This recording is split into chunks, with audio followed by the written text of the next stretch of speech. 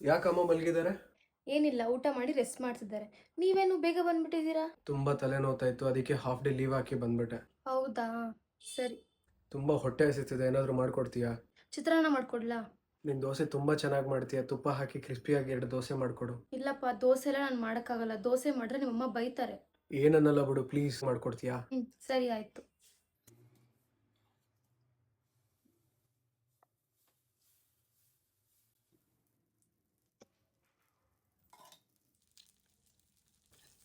ಏನೇ ಮಾಡ್ತಾ ಇದ್ಯಾ? ಯಾರನ್ನ ಕೇಳಿ ದೋಸೆ ಮಾಡ್ತಾ ಇದ್ಯಾ? ಇಷ್ಟು ತುಪ್ಪ ಹಾಕಿದ್ರೆ ಮನೆ ಉದ್ಧಾರ. ನನ್ನ ಮಗನ ಸಂಪಾದನೆನೆಲ್ಲ ಹಿಂಗೆ ತಿಂದು ತಿಂದೇ ಹಾಳಾಗ್ತಾ ಇದೆ. ಇಷ್ಟು ತುಪ್ಪ ಯೂಸ್ ಮಾಡ್ತಾರ ಯಾರಾದ್ರೂ ಒಂದು ದೋಸೆಗೆ? ಯಾಕಮ್ಮ ಇಷ್ಟು ಕೂಗಾಡ್ತಿದ್ಯಾ? ನೋಡೋ, ನೀನ್ ದುಡ್ದಿದ್ದನ್ನೆಲ್ಲ ಏನು ಸೇವಿಂಗ್ಸ್ ಯಾಕೆ ಮಾಡಕ್ ಆಗ್ತಾ ಇಲ್ಲ ಅಂದ್ರೆ ಹಿಂಗೆ ನೀನ್ ದುಡಿಯೋದೆಲ್ಲ ಇಲ್ಲೇ ಖರ್ಚಾಗಿ ಹೋಗ್ತಾ ಇದೆ. ಇಷ್ಟೊಂದು ಕುತ್ಕೊಂಡು ತಿಂದ್ರೆ ಎಲ್ಲಿ ಸೇವಿಂಗ್ಸ್ ಮಾಡಕ್ಕಾಗತ್ತೆ? ಅವಳಿಗೆ ಒಂದು ದೋಸೆಗೆ ಎಷ್ಟು ತುಪ್ಪ ಸುರ್ಕೊಂಡಿದ್ದಾಳೆ ನೋಡ.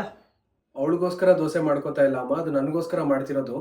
ಹೌದಾ, ನೀನ್ ತಿಂದ್ರೆ ಪರವಾಗಿಲ್ಲಪ್ಪ, ಅವಳು ತಿಂತಿದ್ದಾಳೇನೋ ಅನ್ಕೊಂಡು ತಿಂದೆ ಅಷ್ಟೇ.